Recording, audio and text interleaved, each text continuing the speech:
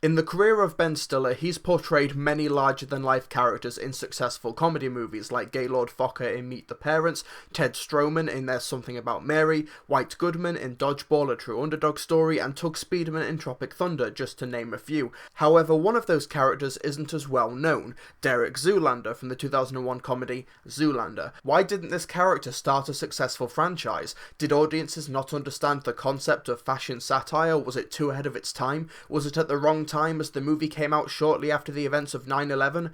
Personally, I think the answer is a lot simpler than that.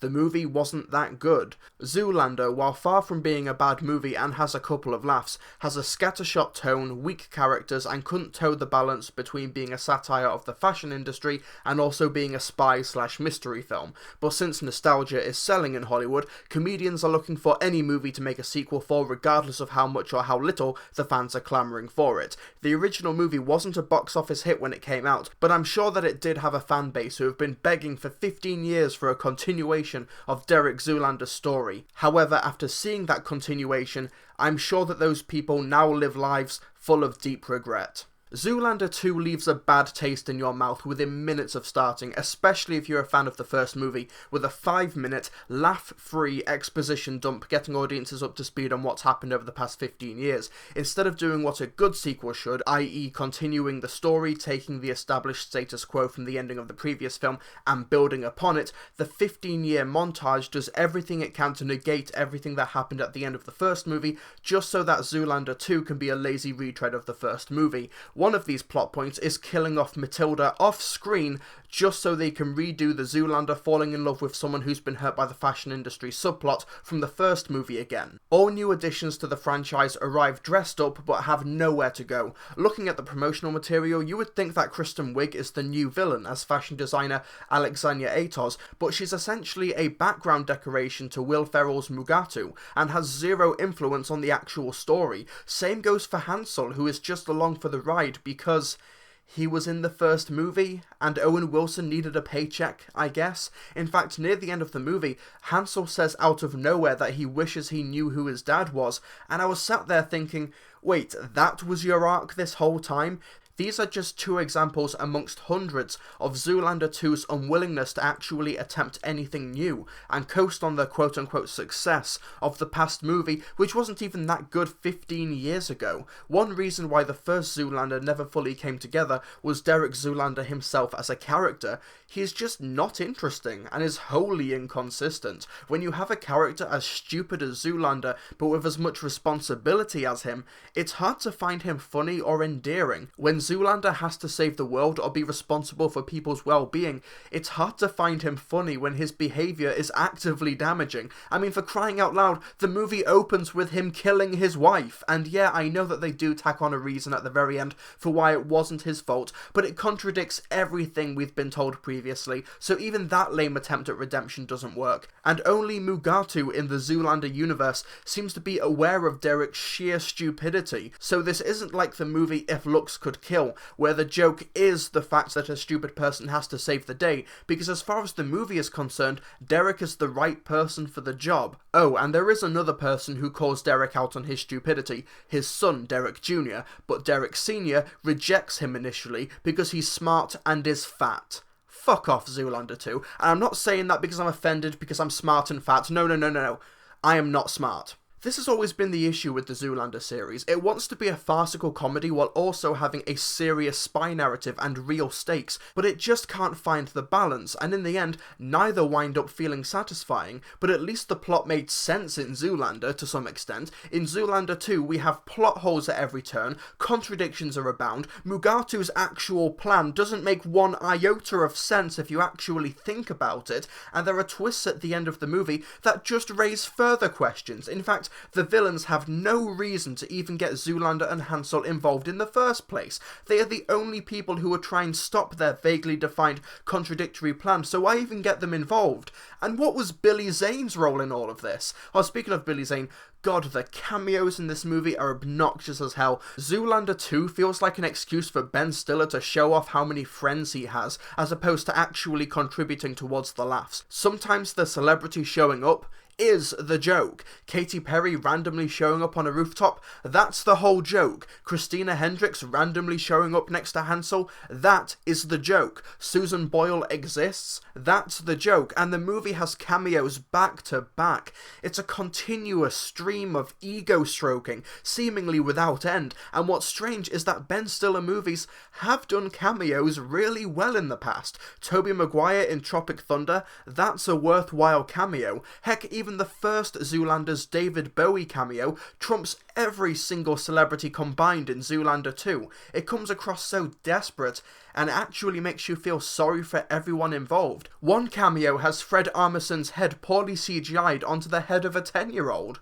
What the fuck is the joke? And couldn't you have at least applied competent CGI to the effect? Are there laughs to be had in Zoolander 2? Yes, there are a couple, like Benedict Cumberbatch as an agender model, but if you've seen the trailer, you've seen all of his gags, and there aren't nearly enough in the movie to justify a ticket purchase. In fact, there was a 60-minute time span during my viewing of Zoolander 2 where I didn't even crack a smile. Even the first Zoolander managed to pass the 6-laugh test. Look it up. Zoolander 2 failed in spectacular fashion. The biggest issue is that Zoolander 2 feels like a comedy that could be relevant. The selfie generation, social media, and the objectively terrible fashion industry is ripe for exploiting for the sake of laughs and satire, but Zoolander 2 has absolutely nothing to say about it. You'd think that a movie with 4 screenwriters would be able to find something relevant to poke fun at, but instead they'd rather repeat a formula that didn't particularly grab audiences 15 years ago. Performance-wise, Ben Stiller has one expression throughout the film: curious and confused. Derek Zoolander is a character with phenomenally low range, and Stiller's performance plays to that. Owen Wilson whispers his way through the film as everyone else wonders what on earth he's even doing here. Penelope Cruz is a one-note, disinterested love interest. Kristen Wiig shows up game for absolutely anything and unrecognisable, but the movie gives her nothing to do. Will Ferrell is funny but feels like he's only here so the screenwriters didn't have to write a new villain, and most of the celebrities look embarrassed to be here. Ben Stiller isn't a bad director, but Zoolander 2 is a visually flat movie. Even though it tries to cross genres by being a comedy, an action movie, an espionage movie, etc., Stiller doesn't feel up to the task at embracing the stylistic choices that come with those genres. And I say he doesn't feel up to the task because I know he can do it. He did it in Tropic Thunder. The movie has one tone all the way through, and that's one of the reasons its 102-minute runtime feels like an eternity. Also, here's a drinking game for you. Take a drink every time the camera does a dramatic zoom on a single actor. My god, it's used so much in this movie that it fails to have any sort of meaning in context. Clearly, a lot of work has gone into the production design with elaborate costumes, big colourful sets, lots of stunts and locales, and I do applaud the production team for their efforts. It's just too bad that it's all in aid of a movie with no structure or actual ambition. I just look at the intricate sets and costumes found inside Mugatu's headquarters, and I just wonder how many children could have been taught to read good and do other stuff good with that money if it didn't go towards Zoolander 2. The music is generic, but it gets the job done, and unlike Stiller's directing style, does manage to change the genres where appropriate. So, after all of that, here's my conclusion. I'll admit that while I wasn't a fan of the first Zoolander, I at least saw its appeal and got some big laughs out of it, but with Zoolander 2, I can't imagine fans having a fun time with this lazy, uninspired rehash. Zoolander 2 doesn't work on any level. It doesn't build up on the ending of the first movie. Most of its characters are dressed up but have nowhere to go. Its plot is phenomenally convoluted and doesn't make sense. There are only about 2 or 3 jokes in this 102-minute film, and the torrent of unwarranted cameos just can't help but grind down your spirit. Over the past few months, I've been having a slight crisis of conscience as a critic, because I've not been giving out many negative reviews. Have I grown too soft? Have I forgotten what a bad movie looks like? I ask myself. In that way, I'm grateful to Zoolander 2 for showing me full well what a bad movie looks like. Thank you, Derek Zoolander. Thank you for teaching me how to hate again. I give Zoolander 2 half a star out of 5. Meet the biggest supermodel in the whole world. Is all. Are you like a male model or a female model? All is all. I think he's asking, do you have a hot dog or a bun? Oops. Hey folks, thanks for listening to my review. You can find these reviews a day early on my website, so be sure to visit www.trilbee.com regularly where you can find a written version. I'm just experimenting with a new format, so let me know if you like these audio reviews to complement the written ones. Your feedback is greatly appreciated.